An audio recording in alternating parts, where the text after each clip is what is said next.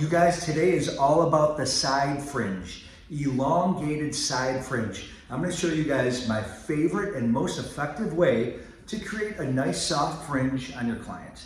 This will open up the face, remove that heaviness on one side, and just really create an even, nice balance of weight and distribution going to her desired side. So you guys, I use this technique every single day. So let's get right to it. We've got our beautiful model, Erica here. You see, she's got no partings now. So let's create our side fringe. I like to call it an elongated side fringe or a side bang. Whatever you desire, you can call it whatever you want. But the bottom line is, here's a great technique to add to your arsenal. And let's begin right now. So I like to map it out. You know, when I'm dealing with the fringe, it's usually the last thing I do. I like to cut it on dry hair, but you could do it on wet hair too. So we have Erica. She's all dried up here, ready to go. And we are gonna first map out the zone that we want. So I know a lot of people, when I teach classes, they ask, hey, how thick or how thin of a section should it be? Well, let's go for it, and let me show you right now. The first thing we're gonna do is find Erica's parting. So we know it's on the left side somewhere.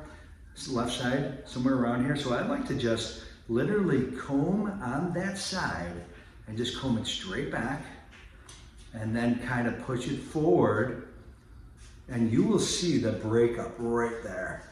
So this is a great way to find her natural parting. So once we find her parting, we are gonna isolate everything else using some clips. By the way, you guys, I have been creating and inventing my own clips for about a year now, and they are coming out within the next 6 weeks. I will have them, and I can't wait to show you. I am so sick of clips that break, that corrode, that are just cheap clips or they're too big. So I'm super psyched to show you these clips. They're called Barracuda clips. Anyways, I can't wait to show you them. In the meantime, we have some of these clips. So again, we are isolating this movement over here. You can see the parting here. I isolated on that side. So now, again, Rob, how thick, how thin should this section be? So I'd like to use my comb, and I lay this right on top of the parting, wherever the parting is. Hopefully you guys can see that right there. Wherever the comb meets the scalp is where I want to take that section and carve out a section all the way to the opposite corner of the eye here. So I'll take that section wherever it meets, right here, and we are gonna carve out a section to the opposite corner of the eye. This is a great starting point to find out, hey, where should I start this? How thick, how thin should this be? So this is a great point to start it.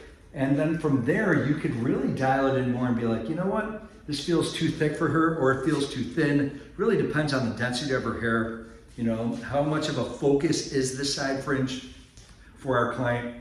So we're gonna do a pretty hefty parting here. Let me just show you how thick we actually did. So it's almost like a triangular section coming from her high point, carved out all the way to the opposite corner of her eye. And I'm gonna do this, like I said, about 90% of the time. So now we have our clean zone to work with. So let's get right into creating our guide. So Erica is ready to go. We are gonna first create our guide. And what we wanna do is open up all this heaviness here. So we wanna create short, too long, but in a nice flowing, blending movement. So how do we do this? So we already know where her parting is. So I wanna take a vertical or perpendicular section right where her part lives. Right here, and I'm gonna bring it to the side view so you can see this. So we have a perpendicular section, and here it is again. Let me just show you that front. I just want to make sure you guys can really see that vertical or perpendicular section on that parting. And now I'm going to put it right to the side here so you can see the cutting line. And what we're going to do is, you can see my fingers coming underneath it. I'm going to pull this out, and I'm going to establish with my client during consultation, hey, where do you want this to start? Where do you want this to lay? So I'm saying right above, right near her cheekbone around here, I want to start it. I want to create a nice soft flowing movement, but not too short where she has to commit to like a short fringe or a shorter bang. This is just a soft flowing, elongated fringe. All right, and here we go. So pulling it straight from the head, perpendicular to the parting, I want to create a square cutting line. Can you guys see that square cutting line right here? And what this is gonna do, this is gonna create our guide. I wanna find out where it's gonna live, where it's gonna fall. So I'm gonna cut it right about here. And then we are cutting a square cutting line. Right there, what is this doing? This is creating layering on the top, and it's also forming your guide. And let me just move her so you can see right around the cheekbone is where we want this to live. If we want it shorter, we'll just take it a little shorter, no problem. And just pull it straight out from the head again. You can see my fingers are coming underneath it, and I am cutting a square cutting line right there. So this is our guide. You can see where it's gonna start. So what kind of a guide is this, you guys? This is a stationary guide. Now we are then gonna simply continue to work through this section in vertical sections, parallel to our original parting. So here's another section. I just pulled down. Can you guys see that? There we go. And I'm gonna move it sideways so you can see my cutting line. So we have a stationary guide. We have perpendicular vertical sections, and we are over directing everything in the stationary guide. What type of line, cutting line? Square. We're killing two birds with one stone. We are achieving layering on the surface and also creating short to long by the over direction. So this is a great way to remove a ton of weight from that client with that heavy side part. And we just follow the guide. And what do? Create a square cutting line. We pull it all the way back to where the guide started. So same thing, we're gonna continue grabbing our hair, and you can see as the section gets thicker, what else changes? The teeth of the comb. We are gonna use larger teeth here. It's a great little lesson, and I always switch up whatever I need. If I'm dealing with a very fine section, I'm using tighter teeth. As it gets thicker, I go into thicker. So here we go again, over directing our section back to our original. You can see the guide right there. And we are cutting what kind of line? Square cutting line. We got a couple more sections left to go here. So let's continue. Over directing, and we are staying parallel to our parting. All right, over directing all the way to the stationary guide. You can see exactly the guide where you need to be. And what are we doing? Square cutting line. If you need to take two sections, because now it's starting to get to be a lot of hair, just take two sections. We're gonna use one more section, take the rest of this, over direct all the way back. And guys, like I said, I use this every single day on my clients, and this is a great way to stay consistent within your fringe and having a map and a direction exactly, hey, where do I start it, where do I end it, and why? So every time Erica comes back in, there's just a little bit here left.